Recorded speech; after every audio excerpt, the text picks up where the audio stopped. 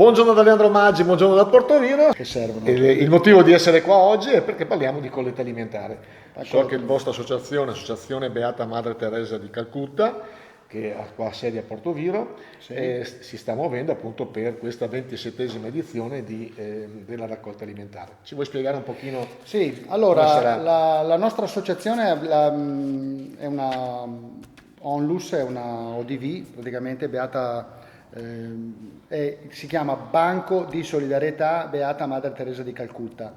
Noi siamo attivi dal 2004, perciò l'anno prossimo saranno 20 anni che ci siamo, ma la nostra attività, prima che fossimo un'associazione, è iniziata con la colletta alimentare.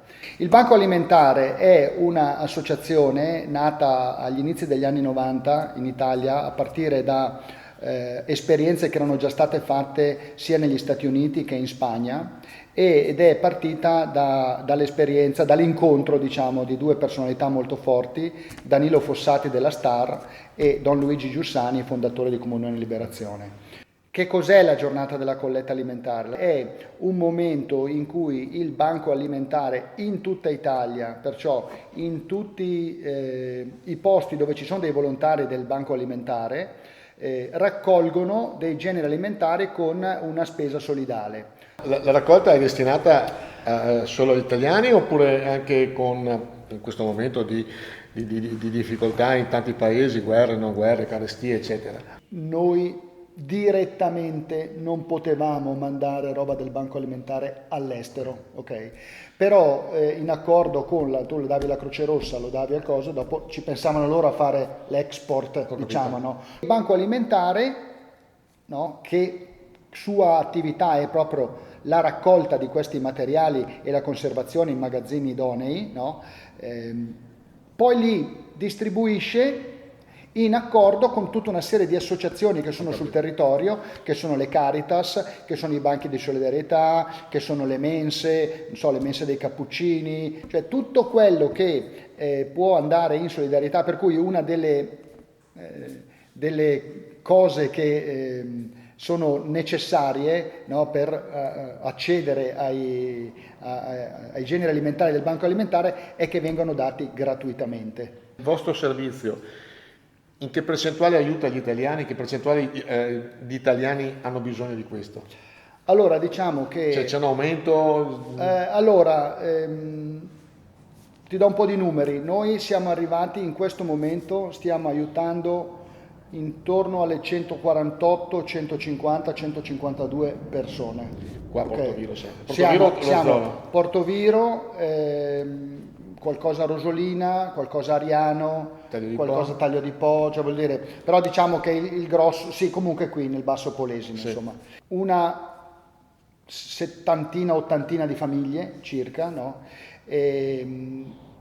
Ci sono, la maggior parte sono italiani, persone anziane, ma ci sono tanti stranieri anche in accordo col comune, ma in accordo anche con la Caritas, così riusciamo a intervenire oltre che nelle famiglie che sosteniamo tutti i mesi, dopo racconto come facciamo a sostenerle, però c'è anche la possibilità di dire guarda, questa famiglia si è trovata in questo momento in difficoltà, fammi un pacco, fammi due pacchi, esatto, no? Per cui possiamo gestire queste cose, no? Perché se tu ti basi l'ISE è il reddito dell'anno scorso, ma se tu hai perso il lavoro quest'anno... Poi hai avuto un problema contingente che ti crea dei problemi... No, noi possiamo intervenire.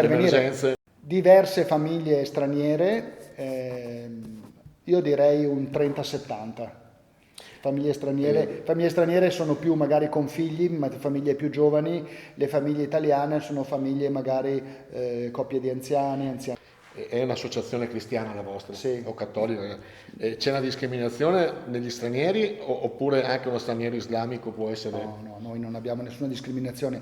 L'unico problema che abbiamo è di stare attenti a cosa dargli. Il discorso Nel senso che della loro alimentazione, carne, vincoli. Non gli diamo la carne in scatola, non gli diamo il ragù, non gli diamo, cioè però... non c'è da questo punto di vista? No, da questo punto di vista assolutamente, anzi, cioè, non chiediamo neanche. Le famiglie le prendiamo in carico. Una volta al mese un nostro camion va a Verona portiamo a casa 10, 12, 15 quintali di generi alimentari, li portiamo a casa, prepariamo questi pacchi per le famiglie da 2, da 1, da 3, quelli col diabete, i musulmani, quelli, cioè voglio dire... Sono 50 associati più o meno nella vostra associazione, mi diceva sì. un vostro collaboratore.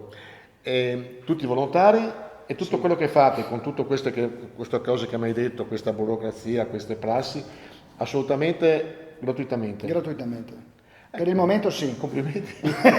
No, Complimenti. no. C'è da lavorare, Allora, ricordiamo che la colletta alimentare è il 18 novembre. 18 novembre. E in quasi tutti i supermercati, non stiamo parlando della zona Basso Polesine. Quindi... Sì, è un gesto semplice, importante e, ripeto, porta a casa il 15% del fabbisogno totale del banco alimentare, per cui è un cosa importante, insomma, per noi. Nicola, io ti faccio i complimenti alla vostra associazione, complimenti perché, come ripeto, in un momento dove non si fa niente per niente, voi in 50 riuscite a fare queste cose qua che sono molto impegnative.